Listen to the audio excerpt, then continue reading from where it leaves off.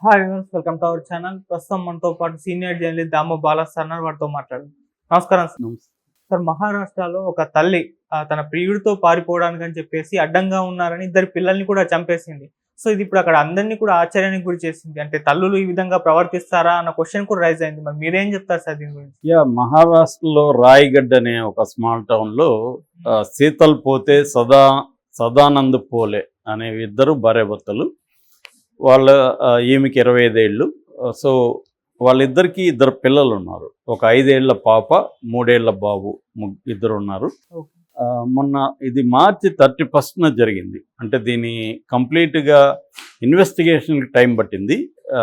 ఎలా జరిగింది, ఏం జరిగింది అనేది పోలీసులు తెలుసుకోవడానికి కొంత టైం పట్టింది. నిన్న వాళ్ళు ఫైనల్గా ప్రెస్ మీట్ పెట్టి ఏం జరిగిందని చెప్పారు. ఇది నిజానికి ఆ రాయగఢ్ చుట్టుపక్కల పెద్ద సంచలనం రేకెత్తించింది అన్నమాట. సో ఇదేంటంటే మా 31న ఈవినింగ్ 4:30 గంటలకు ఈ సదానంద్ అంటే భర్త ఒక వీక్లీ మార్కెట్ సంత జరుగుతుంది కదా, వారపు సంత, అలాగే వీక్లీ మార్కెట్ సంతకి వెళ్ళాడు. ఆయన వెళ్ళి తిరిగి 6 గంటలకి వచ్చాడు. ఈవినింగ్ 6 గంటలకు వచ్చినప్పుడు భార్య బయట ఏదో పని చేసుకుంటుంది వాకిట్లో. అడిగాడు పిల్లలు ఎక్కడ అని. ఎందుకంటే పిల్లలకి స్వీట్లు, వాళ్ళకి చెప్పులు తీసుకొచ్చాడు అతను సంతలో. పిల్లలకి ఇద్దామని అడిగితే పిల్లలు లోపల పడుకున్నారని ఏం చెప్పింది. ఇతను వెళ్ళి లోపల వాళ్ళ పిల్లల్ని లేపితే వాళ్ళు లేవట్లేదు. ఆయనకి కంగారు అయిపోయింది. ఎందుకు లేవట్లేదంటే ఏమో నాకు తెలియదు అన్నది. సరే ఆయన ఇమీడియట్గా అలీబెగ్ సివిల్ హాస్పిటల్ అని అక్కడ దగ్గరలో హాస్పిటల్ ఉంటే హాస్పిటల్కి వాళ్ళిద్దరిని ఆటోలో తీసుకెళ్లారు. తీసుకెళ్తే వాళ్ళు ఆల్రెడీ వీళ్ళు చనిపోయి ఉన్నారు, చనిపోయినాక మీరు తెచ్చారని డాక్టర్లు డిక్లేర్ చేశారు. దాంతో ఆయనకి ఏం అర్థం కాలేదు. ఈ లోపల అక్కడ హాస్పిటల్కి తీసుకెళ్లారు కాబట్టి ఆల్రెడీ చనిపోయినారు కాబట్టి పోలీసులకి ఇన్ఫార్మ్ చేస్తారు. మామూలుగా మెడికల్ లీగల్ అంటారు, కేసు అంటారు. ఎప్పుడైనా హాస్పిటల్లో చనిపోయినప్పుడు పోలీసులకు ఇన్ఫార్మ్ చేస్తారు. అలాగే ఇన్ఫార్మ్ చేశారు. వాళ్ళు వచ్చి మామూలుగా ఎలా చనిపోయినారు అంటే ఏమో నాకు తెలీదు, ఈయన వెళ్ళినాక వాళ్ళు వెళ్ళి పడుకున్నారు, అప్పటి నుంచి నిద్రపోతున్నారు వాళ్ళు, ఎవరు రాలేదు అని ఏమి చెప్పింది. మరి ఎందుకు మిస్టీరియస్గా ఇద్దరు ఒకరు చనిపోయారంటే ఏదైనా హెల్త్ ఇష్యూస్ అనుకోవచ్చు, ఇద్దరు ఎందుకు చనిపోయారని పోలీసులకి డౌట్ ఉంది. వాళ్ళు డాక్టర్లను అడిగారు. డాక్టర్లు మాకేదో కొంత డౌట్ ఉంది అని డాక్టర్లు కూడా పోలీసులకి చెప్పారు. దాంతో పోలీసులు దాన్ని పంచనామా చేసి దాని తర్వాత పోస్ట్ మార్టం చేశారు.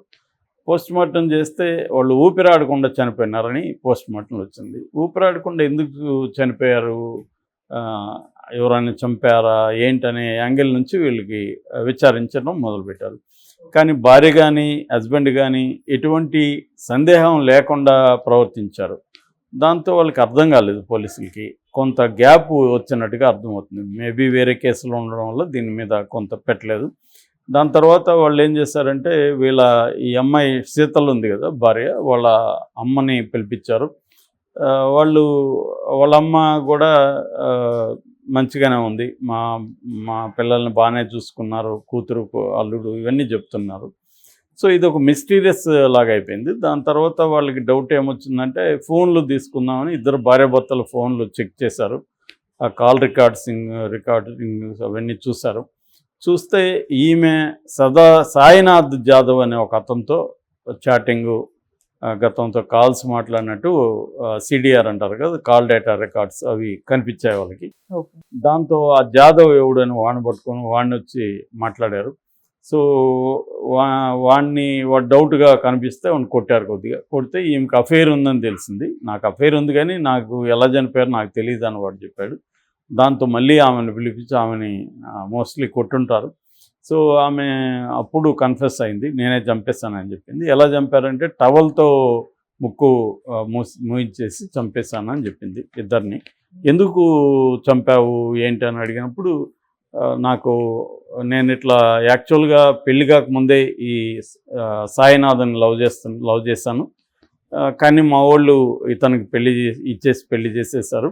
అప్పటి నుంచి కూడా నాకు సాయినాథ్ అంటేనే ఇష్టం ఉంది, ఇతను అంటే ఇష్టం లేదు, కానీ ఇంకా మామూలుగా బిడ్డలకి వెళ్ళాను. అందువల్ల ఇతని వల్ల పుట్టిన బిడ్డల మీద కూడా నాకు పెద్ద ప్రేమ ఎప్పుడు రాలేదు, ఎందుకంటే ఇతని పట్ల నాకు ఇష్టం లేదు కాబట్టి. సాయినాథ్ పెళ్లి చేసుకుంటుంటే కూడా నేను ఆపాను, నువ్వు పెళ్లి చేసుకోవద్దు, నేను ఏ నాటికైనా నీతోనే వస్తాను అని చెప్పి నేను ఆపెట్టాను. సో సాయినాథ్తో ఎవరికి తెలియకుండా ఆ సంబంధం కంటిన్యూ చేస్తున్నాను, కానీ కష్టంగా ఉంది మాకు. అందుకని సాయినాథ్ ఏం చెప్పాడంటే, నువ్వు వచ్చేసి మనం ఎక్కడికన్నా వెళ్ళిపోదాం, కలిసి ఉందాము అని సాయినాథ్ చెప్పాడు. సో నాకు కూడా వెళ్ళిపోవాలనిపించింది. బట్ ఈ పిల్లలు ఉంటే ఇబ్బంది అని చెప్పి నాకు అడ్డంకిగా ఫీల్ అయ్యాను. సో పైగా నాకు వాళ్ళ మీద అంత ప్రేమ కూడా లేదు. దాంతో నేను టవల్తో వాళ్ళని, ఇతను వెళ్ళినప్పుడు నాకు మంచి టైం దొరికింది, దాంతో టవల్తో ముందు కూతుర్ని చంపేశాను, తర్వాత కొడుకుని చంపాను అనేది ఆమె పోలీసులు దీంట్లో కన్ఫ్యూస్ అయింది. ఇప్పుడు ఆమెను ఆ అబ్బాయి సాయినాథన్ ఇద్దరిని అరెస్ట్ చేసి జైలుకి పెట్టారు. ఇది బేసిక్గా జరిగింది. అయితే ఇటువంటివి మనం యాక్చువల్గా ఇది మొదటిది కాదు, చాలాసార్లు ఆల్రెడీ చెప్పుకున్నాం. కరెక్ట్గా ఇదే కారణంతోనే మనం ఎక్కువసార్లు హైదరాబాద్లో కూడా ఒక కూతురుని చంపేసింది ఆ మధ్య, మొన్న కూడా ఒక కూతురుని చంపింది. ఇలాగా అట్లాగే ఒక తండ్రి కూతురు బ్లేడ్తో గొంతుకోసి చంపేశాడు కారులో. సో ఇలాగా చిల్డ్రన్ని పేరెంట్సే చంపేస్తున్నారు. ప్రధానంగా ఇక్కడ మనం చెప్పుకునే టాపిక్ ఏంటంటే, మదర్స్ ఎందుకు తమ చిల్డ్రన్ని చంపుతారనే దాని మీద వరల్డ్ సైకాట్రిక్ అసోసియేషన్, WPA అంటారు, వరల్డ్ సైకాట్రిక్ అసోసియేషన్ వాళ్ళది వరల్డ్ సైకియాట్రీ అనే ఒక మ్యాగజైన్ ఉంది. ఆ మ్యాగజైన్లో ఒక ఆర్టికల్ వచ్చింది. అదేంటంటే child murders by mothers, patterns and prevention అనేది ఒక ఆర్టికల్. దాన్ని రాసింది వచ్చి Susan Friedman and Philip Resnick అని ఇద్దరు రాశారనమాట. అందులో వాళ్ళు ఏం చెప్పారంటే 5 కారణాలు చెప్తారు వాళ్ళు. తల్లులు తమ పిల్లల్ని చంపడానికి 5 కారణాలని పేర్కొన్నారు వాళ్ళు. 5 కారణాలు ఏంటంటే, అంటే ఇలా తల్లులు పిల్లల్ని చంపడాన్ని ఫిలిసైడ్ అంటారు. ఫిలిసైడ్ మనం పోయిటిసైడ్ అంటాం, అంటే గర్భాల్లో ఉండేదాన్ని. ఇన్ఫాంటిసైడ్ అంటే చిన్నపిల్లల్ని చంపడం. ఫిలిసైడ్ అంటే పిల్లల్ని చంపడాన్ని ఫిలిసైడ్ అంటారు అనమాట.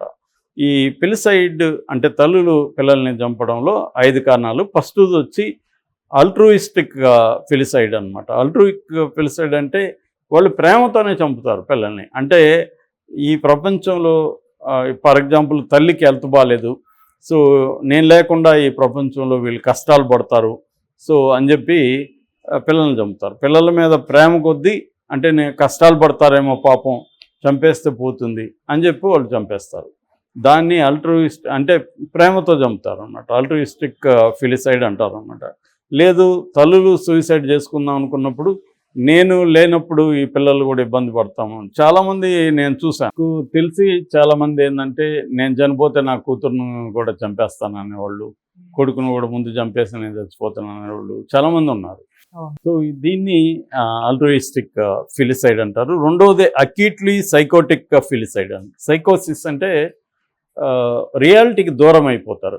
రియాలిటీకి దూరం అయిపోయి హెల్యూసినేషన్స్, డిల్యూజన్స్ అంటారు. అంటే భ్రమలు, విభ్రమలు అని తెలుగులో అంటుంటారు.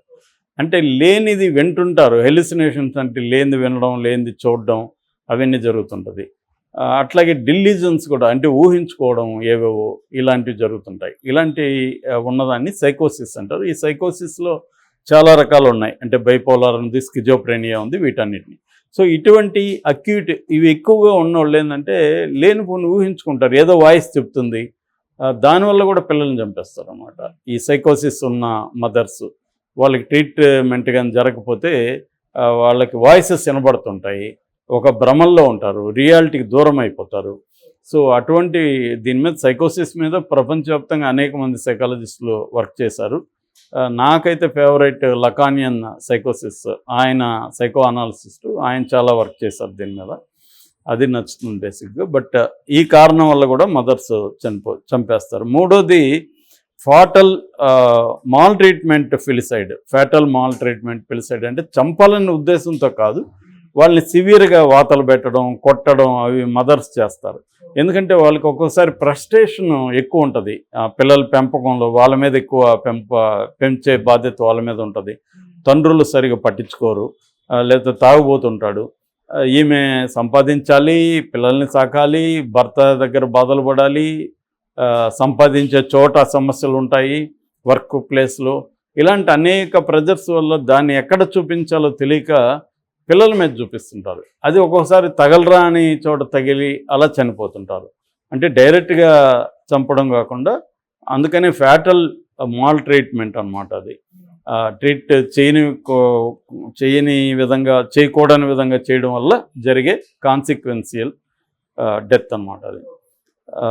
సో 4వది అన్వాంటెడ్ చైల్డ్ ఫెలిసైడ్ అంటారు. అన్వాంటెడ్ చైల్డ్ ఫెలిసైడ్ కిందకి ఇప్పుడు ఇది వస్తుంది. అంటే నాకు ఫర్ ఎగ్జాంపుల్ కొంతమంది అమ్మాయిలు పుట్టడం వాళ్ళకి ఇష్టం ఉండదు, అబ్బాయిలే కావాలనుకుంటారు. సో అమ్మాయి పుడితే అమ్మాయి అన్వాంటెడ్గా కనిపిస్తారు వాళ్ళకి. ఒక్కొక్కసారి ఒక పాపో చాలనుకుంటారు, కానీ వాళ్ళ అత్త, వాళ్ళ మామో, లేకపోతే ఇంకొకరో కనిపిస్తారు వీళ్ళ దగ్గర. అది ఇష్టం ఉండదు. సో అన్వాంటెడ్గా ఉంటారు. అందువల్ల పుట్టినప్పటి నుంచి కూడా వాళ్ళు దే స్టార్ట్ హేటింగ్ దెమ్ అన్నమాట పిల్లల్ని. అట్లాగా ఏదన్నా కారణాలతో వాళ్ళకి ఇష్టం. ఇప్పుడు ఈమె కారణం అది అన్వాంటెడ్. ఆమె పోలీసులకు కూడా ఏం చెప్పిందంటే నాకు అడ్డంకిగా ఉన్నారు పిల్లలు అంటే. ఆమెకి ఫస్ట్ అసలు పెళ్ళే ఇష్టం లేదు, తర్వాత అతనితో పిల్లల్ని కనడం ఇష్టం లేదు, అతనితో ఉండడమే ఇష్టం లేదు. ఆమెకి మొదట్లో ఎవరు సాయినాథ్తో కలిసి వెళ్ళిపోవాలనే ఉంది బిగినింగ్ నుంచి. అందుకని ఇప్పుడు వెళ్ళిపోవాలంటే వాళ్ళు అడ్డంకిగా ఉన్నారు, వాళ్ళని చంపేసింది.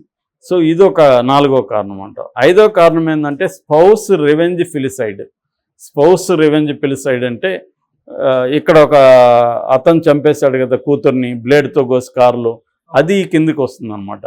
అంటే భార్య మీద రివెంజ్ని బిడ్డల్ని చంపడం ద్వారా తీర్చుకోవడం, భర్త మీద రివెంజ్ని పిల్లల్ని చంపడం మీద తీర్చుకోవడం అనేది ఈ కేటగిరీ కిందకి వస్తుంది. సో ఈ 5 కేటగిరీ కారణాల వల్ల తల్లులు పిల్లల్ని చంపుతున్నారు అనేది ఈ వరల్డ్ సైకాట్రిక్ అసోసియేషన్కి సంబంధించిన పత్రికలో వాళ్ళు చెప్పింది. ఇది చాలా పెద్ద ఆర్టికల్, ఎవరన్నా చదవాలంటే చదవచ్చు. బట్ మేజర్ 5 రీజన్స్ వాళ్ళు చెప్పారు. ప్రివెన్షన్ ఎలా చేయాలో కూడా దాంట్లో సైకాట్రిస్టులకి వాళ్ళు సూచనలు కూడా చెప్పారు. అంటే ఇలాంటి తల్లుల్ని ఎలా ఐడెంటిఫై చేయాలని. అదేంటంటే వాళ్ళ దగ్గరకు వచ్చే పేషెంట్ని ఐడెంటిఫై చేయగలరు. ఇప్పుడు ఇలాంటి వాళ్ళని ఎవరు చేస్తారు. ఇంకొక విషయం కూడా ఈ పేపర్లో వాళ్ళు ఏం చెప్పారంటే ఎక్కువగా కల్చరల్ ఇష్యూస్ కూడా దీంట్లో పనిచేస్తుంటాయి. అంటే పేద దేశాల్లో కష్టాల్లో ఉండే స్త్రీలు, కింది స్థాయిలో అనేక సమస్యలు ఎదుర్కొనే స్త్రీలు ఇటువంటి పనులు చేస్తారు. ఇప్పుడు ఈమె పరిస్థితి కూడా మనం అర్థం చేసుకుంటే ఆమెని రాక్షస్ అనేయచ్చు, లేకపోతే కన్నెతొల్ల, కసాయిద, ఇలాగంతా టైటిల్స్ చూశాను నేను. కానీ మనం నిన్న కూడా చెప్పాను నేను, సైకలాజికల్ ప్రొఫైలింగ్ అనేది క్రైమ్లో చేయాలి, ముఖ్యంగా ఇలాంటి కేసుల్లో. వెస్ట్రన్ కంట్రీస్లో, యూరోప్లో కానీ అమెరికాలో కానీ ఈ క్రిమినల్స్ సైకలాజికల్ ప్రొఫైలింగ్ చేస్తారు. మన దేశంలో కూడా కొన్ని చోట్ల చేస్తారు. కానీ ఇటువంటివి చేయడం ఇంపార్టెంట్. అంటే ఈమె సైకలాజికల్గా ఎలా ఉంది, ఆమె మీద ఉన్న ప్రెజర్ ఏంటి, దానివల్ల ఎందుకు ఇలా చేసింది, ఇవన్నీ కూడా సైకలాజికల్ ప్రొఫైలింగ్ చేయడం వల్ల ప్రివెన్షన్కి కొంత హెల్ప్ అవుతుంది అన్నమాట. Thank you so much.